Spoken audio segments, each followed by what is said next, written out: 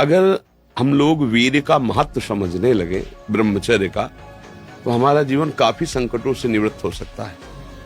अध्यात्म शक्ति वीर्य से ही प्रकट होती है।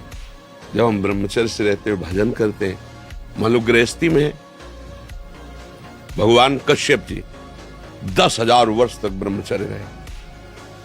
फिर उन्होंने माता विनता के गर्भ में, जानते हो कौन पैदा हो? भगवान गरुड़ जी पैदा हो। कितने बलशाली, भगवान के वाहन, पूरे विश्व ब्रह्मांड को अपने एक पंखे में रख के उड़ सकते हैं। 10,000 वर्ष भजन किया तो फिर गरुड़ जी पैदा हो। अगर गृहस्थी में भी है, संयम से रहकर भजन करके, फिर तो बुद्धिमान, ज्ञानवान, बलवान बालक पैदा होगा। देखो गांव में जो हमने देखा है, गाय का दूध, गाय का घी खाते थे, सीधे बाजरा और चना की रोटी खाते थे, 2.5 लीटर 5 लीटर घर में माठा सबके होता था, मठा, और ऐसा बल होता था कि देखने लायक शरीरों में रहता था।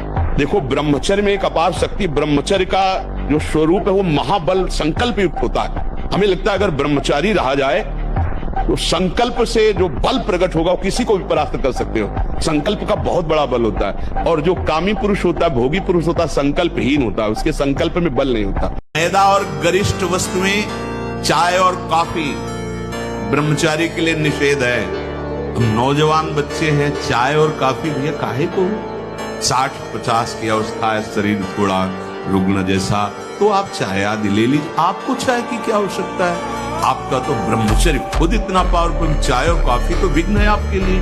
आप शरीर पवित्र रख के देखो, 1 महीना जूठा मुंह मत रखना, शरीर पवित्र रखो और ब्रह्मचर्य रह के देखो, 1 महीने में आपको ऐसा लगेगा आप देवता हैं। जय हो विष्णु, जय हो विष्णु, जय हो विष्णु।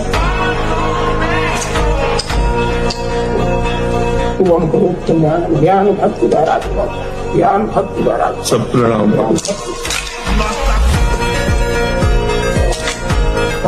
नारायण नारायण। वैकुंठ से ज्यादा मजबूत स्थिति, इससे ज्यादा कुछ हो नहीं। मजबूत स्थिति में होगी। अगर आप 5 वर्ष ब्रह्मचर्य रहे केवल इसलिए कि जो हमारी संतान हो वो बहुत देशभक्त, हरिभक्त, बलवान, विद्वान, ज्ञानवान हो, और आप नियम से दोनों भजन करो, और 5 वर्ष बाद गर्भाधान करके संतान उत्पत्ति के शास्त्र सिद्धांत अगर वो महापुरुष न पैदा हो तो बताना। ब्रह्मचर्य पूर्ण जीवन के लिए अमृत पद है। चाहे गृहस्थी में हो, चाहे व्यापारी हो, चाहे किसान हो, चाहे, और विरक्त मार्ग का तो यही मुख्य ऐसा आधार है जिसके ऊपर वो विविध प्रकार की दैवी संपदा का अनुभव करता है।